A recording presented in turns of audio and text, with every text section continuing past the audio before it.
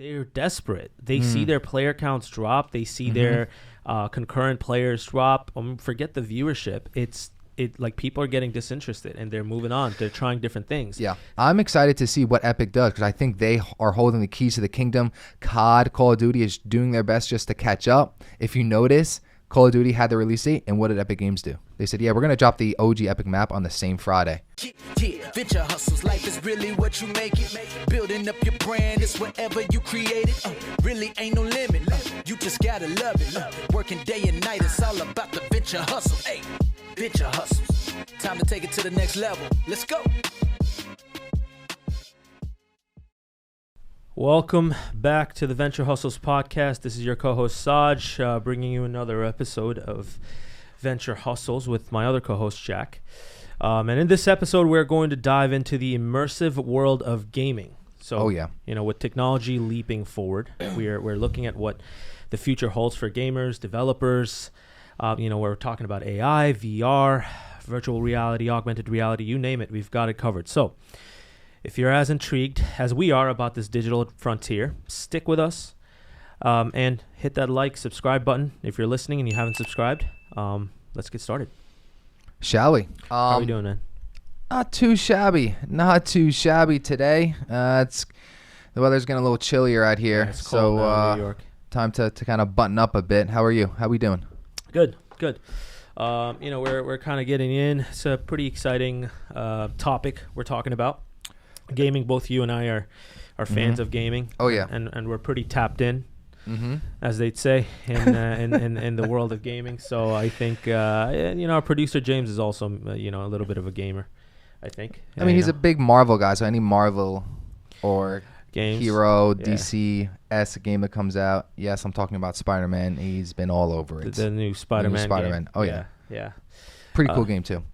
So future of gaming. Again, a topic that is kind of close to the heart here because we are super involved.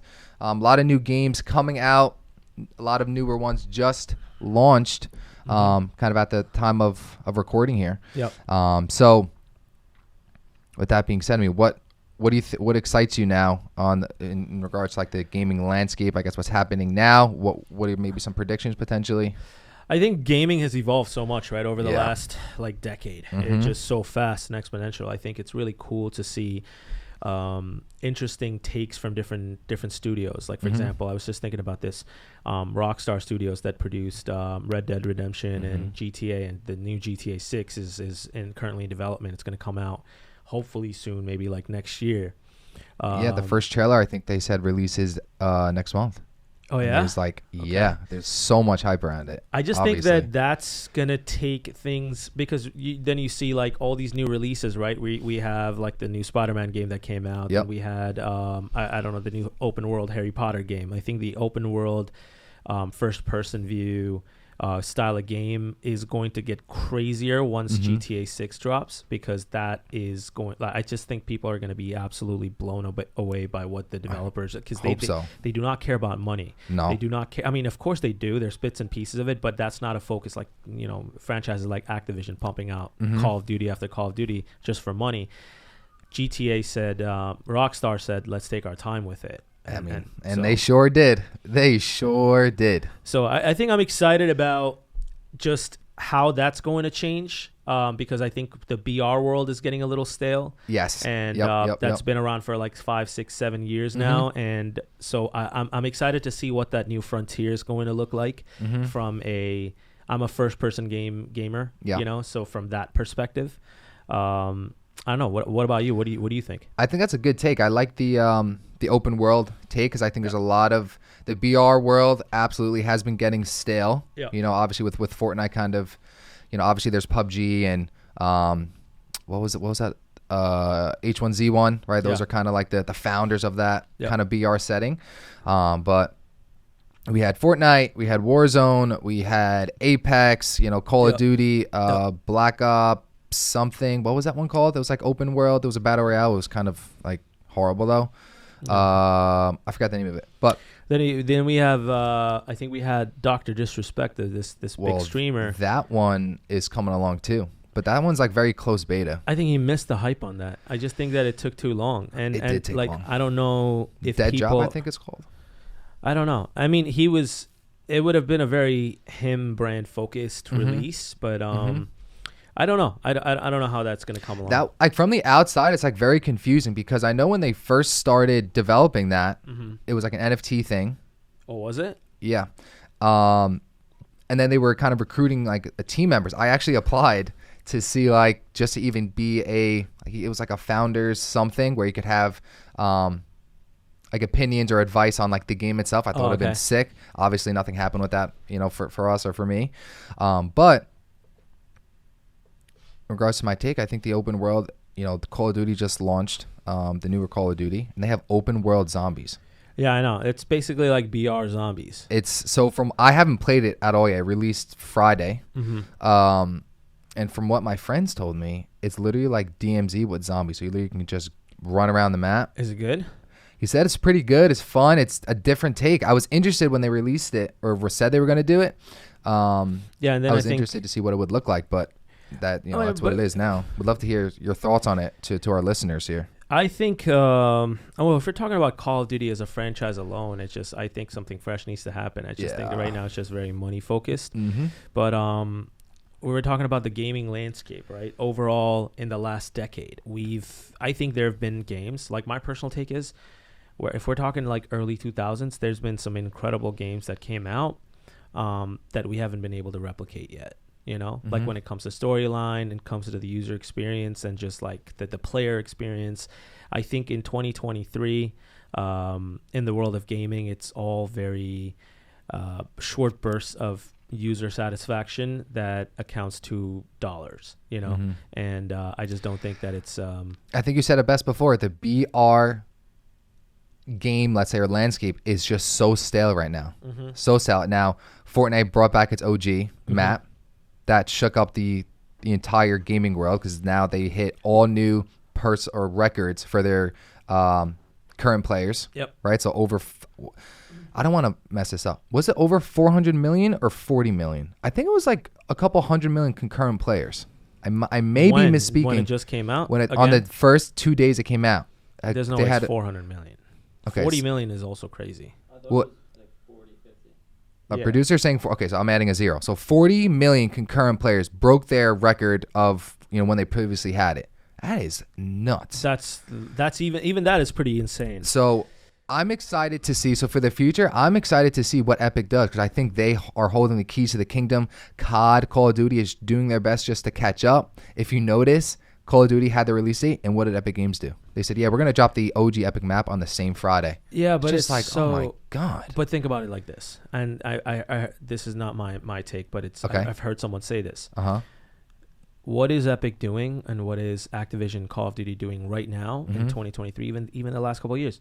They are bringing back old maps just to get people to play. As a bridge, they're bringing back not a bridge. They're desperate. They see their player counts drop. They see their concurrent players drop. Forget the viewership. It's like people are getting disinterested and they're moving on. They're trying different things. Yeah, they have to bring back stuff from 5, 6, 7 years ago, like Call of Duty, the latest one, Modern Warfare 3. They're sneak peeking. Hey, play on Rust again. Play on Scrapyard. I know. These maps that are almost like a decade old. Literally. And they're people. So I mean, I just think that there's no innovation there, and I think there's. I would agree. I think I think they have a lot of people that just get tasked to do something in these major studios like that. That's why when you see indie game studios come up with something really sick, those come out of passion and drive, and then they get picked up by a major studio and it becomes a commercial success. But the reality is. These massive studios like Activision, Epic, maybe not Rockstar because I think that their vision is a little bit different, but their focus is never on quality. It's more so quantity and money because they're just not indie studios. I think for Activision, I completely agree. But with Epic, I mean, I think they have created a lot of unique player experiences. Like for example, like with the Travis Scott stuff, with the concert live and experiences like that. Yeah, but they paved the way. Now I do agree though with they're bringing back old maps. Is there any innovation? Maybe optimistically, it's a bridge to something extravagant. With Activision, I don't think. I think this is kind of where it stops. For Epic, I don't know. I feel like they've always kind of tried to push the needle. That's what I think, at least. I just think that if you have, if a map is really good and people really like it, release it as a standalone game and release it permanently. You don't have to keep doing this back and forth season updates and just release it. Keep it on. Keep it running. That's fair. And then innovate new things. But like because why would they do that? They're doing that because they see a player count drop. Yeah, that's a good take for sure. I don't know. We'll see what the future holds. Yeah, we'll see. I mean, but let's talk about like tech advancements, right? Yeah. We're talking about in gaming. What do you think are the most influential tech advancements in gaming today? I mean, I would say, I think there's two main kind of sectors here. Number one would be like the AR VR space. Okay. The second one's going to be AI. Okay. Interesting. Now with AI, like for me, I think this is going to be super cool because it adds another element to the game that is not scripted. Okay. Right. So, for example, with GTA, how cool would it be where you can just walk up to random, NPCs and just have conversation with them? I think it gives the player more flexibility with the storyline and what they're able to do and accomplish. Right. And that's just from a user standpoint. Now, from a development standpoint, I mean, God knows. Not prefixed conversations, you mean? Like more dynamic conversations that can literally be unique every single time you talk to them? Yes, and even think about all now, like, because typically there has been games that have given you flexibility. Like GTA was a good example of this, where like you could take different routes on the story. But, I mean, there was only a number of them. But the AI, I feel like it can now be actually limitless. Like you play GTA, I play GTA. We have two, there's core missions, sure. But we have two completely different experiences because of answers and choices that we made. I think that we're going to get there maybe another 5-10 years. You think? Because I think the tech has to, it's not just, if it was what the text context was going to be, then that can kind of go anywhere. But it's not just that. When we're talking, forget AR, VR, just even in a regular video game, for that to happen. Like we're talking about assets like 3D models that have to modify, move their lips in a different way. Everything's dynamic, so it's not there yet. I don't think. Okay. I think it's going to get there. I mean, even at FFP when we're talking about character modeling avatars and stuff like that. Now we're seeing where the avatar can dynamically talk and speak. But I think maybe 5 years is too long. I think in the next 2 years we might see that. I would say in the next 12 to 18 months, I think we start to see that. Yeah, I think so too. Whoa. So. I'm bugging out a little bit. Good. Okay. Yeah. I think the next. I cannot remember the game, but I saw a video of the NPC kind of example that I just mentioned. That's kind of why I did that, because I saw a video of it. What? I forgot the game, but it was almost like a Spider-Man type setting where the player went up to an NPC and was just having a dynamic conversation. He had his mic on and he was just saying. So this is what he said to the NPC. He goes, "You're in a video game." NPC goes, "What?" He goes, this isn't a real world. You're in a video game." And NPC goes, "What are you talking about? This is my home. This is my real world. I live down the block." And he like literally kept saying that. And the NPC was fucking bugging out. Listen, I have to tell you the truth. Excuse me, sir. Do I know you? You are living in a simulated world. This isn't real. I don't know what you're talking about. But if you don't leave me alone, I'll have to call the police. No, I'm serious. You are not real. You are a computer. I assure you, I am a real person. Now please, leave me alone. You are not a real person. You were made by real people. You're just code. I don't appreciate your insinuations. Leave me alone, or there will be consequences. What kind of consequences? I suggest you walk away now before I make you regret bothering me. Like actually, but I it's on my Instagram. I saved the clip because it was gnarly, but. It was like now that we're talking about like AI and then there's AI ethics now. It was almost like the best comparison. Have you ever watched Rick and Morty? Yeah, bits and pieces. Okay, so there's an episode in Rick and Morty, and if you're a Rick and Morty fan, which I am, you'll know exactly what I'm talking about. There's an episode where Rick and Morty, Rick's like spaceship breaks down, and then he goes into the battery, and he essentially created like a civilization in his battery to create power for him. Jeez. Okay, so him and Morty go in there, and this is kind of like a little tangent, but I will get there. They go in the battery, they see what's going on, and then the civilization he created in the battery created a civilization for them in their battery. So it's like an endless loop of guys just creating people to work and work. Yeah, and that's I feel like what like that AI thing is like. It's like this isn't real. you're not in a real world, you're in a video game. And the AI, bro, was bugging out. Dude, freaking out. Like, that's cool. To be able to, let's say you're playing Spider-Man, right? For those of you who haven't played the new Spider-Man, it's sick. Putting your headset on and just talking to a random bystander. Like, I feel like that would just be so cool. And now what's the actual use case or like longevity of that? I don't know. But even just from, an idea or just one thing, like, I think that's cool. I don't know.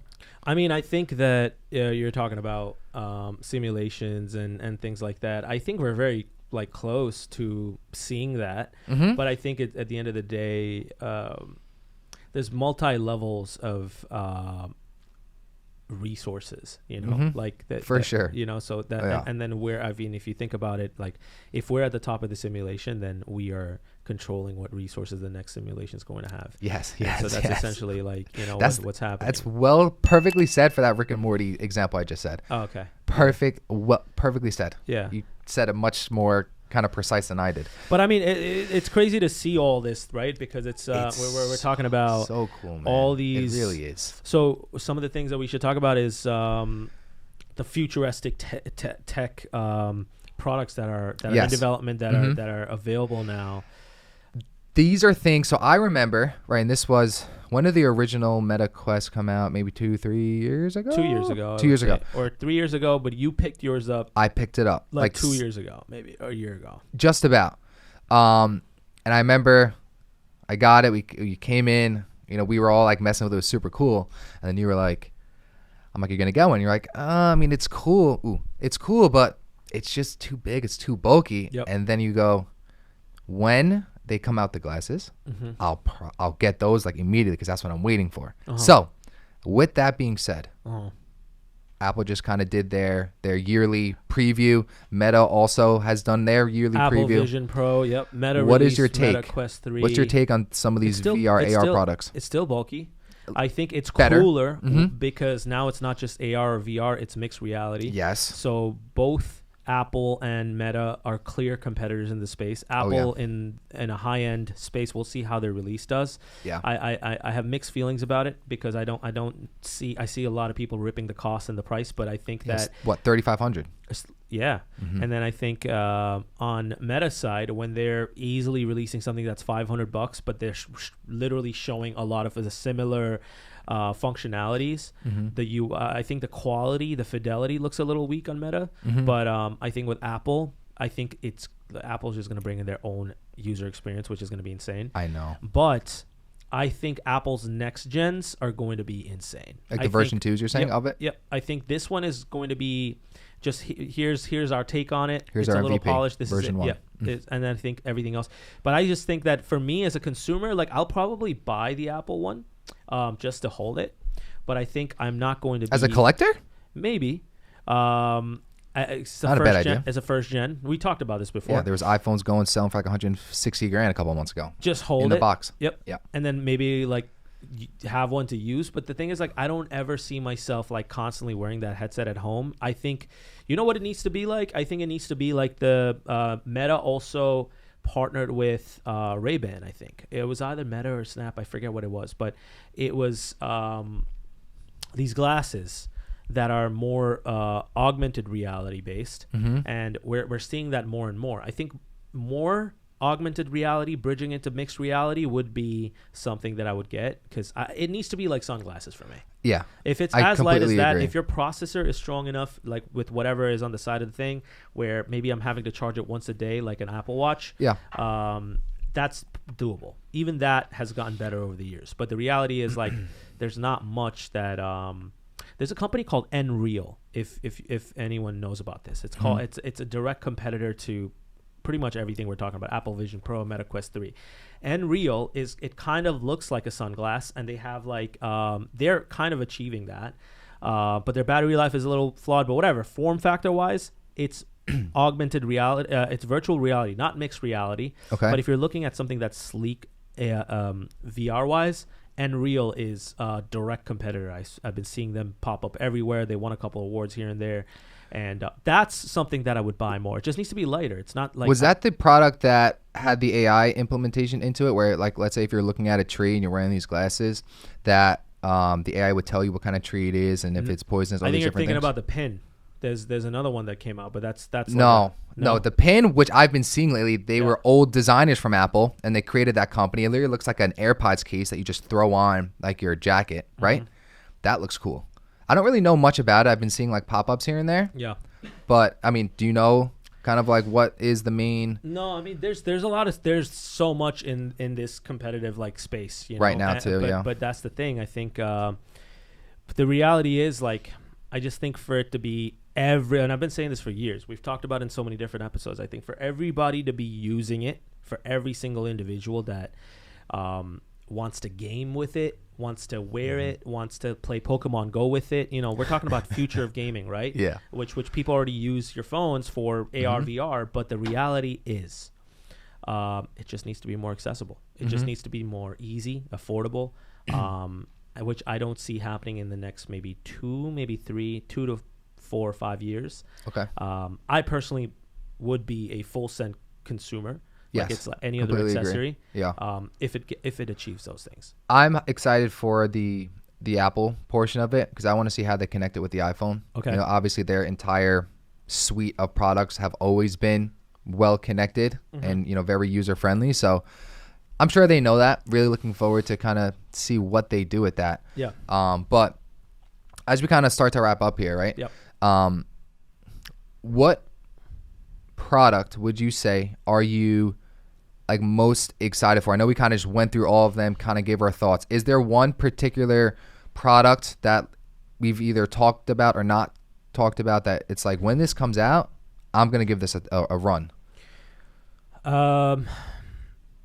Or not yet, so I suppose. I mean, the Apple Vision Pro would be for it, but I don't know what the gaming implications of that would be. So if it's talking about a product, that's something. But I mean, I'm more interested in gaming devices that are seamless, like gloves being put on and haptic devices that give you haptic feedback. Doing stuff like that. It's not really. It ain't there, and I don't even think it's even close. It's going to take time. Yeah, it's going to take time to develop something like that. I mean, it's going to take a lot of R&D. So. I don't think we're there yet, but I think some of the things that we talked about are pretty interesting. I mean, we'd love to hear anybody that's listening, watching any of our clips. What do you guys think about some of the things that we're talking about? Did we miss anything? I feel like there's probably a lot that we missed. There's just so much to cover, I think. Yeah. I think we covered the basics, but for me, I want to see what studio implements AI like first, and they're like very, very kind of in your face about it. You know, because you think about some of these really, really big game titles and like AAA studios. Yeah. What has Epic Games or Activision or anyone said about AI? I think it would be insane if GTA said we're pushing it back by another year and implements all like it throughout. GTA and they would do that because like, you know what? Yeah. That's what I'm saying. I think GTA would be a perfect use case scenario to do something like that with that as like, I don't know. I can't wait to see what that even looks like, but I know that'd be pretty cool. Yeah. Very much looking forward to. I think in the next, kind of like we said before, 12 to 18 months, we're gonna see a lot of cool stuff come out. So, both Saj and I will definitely be on top of it. Not only, for you guys in this kind of setting, but even as consumers. Can't wait to experience it, man. So, as we again wrap up here, hope you enjoyed this episode. Again, any thoughts, questions? Please comment, like, and subscribe as always. And we'll see you guys soon. See you soon. Yeah, venture hustles, life is really what you make it. Building up your brand, it's whatever you create it. Really ain't no limit, you just gotta love it. Working day and night, it's all about the venture hustle. Hey, venture hustles, time to take it to the next level. Let's go.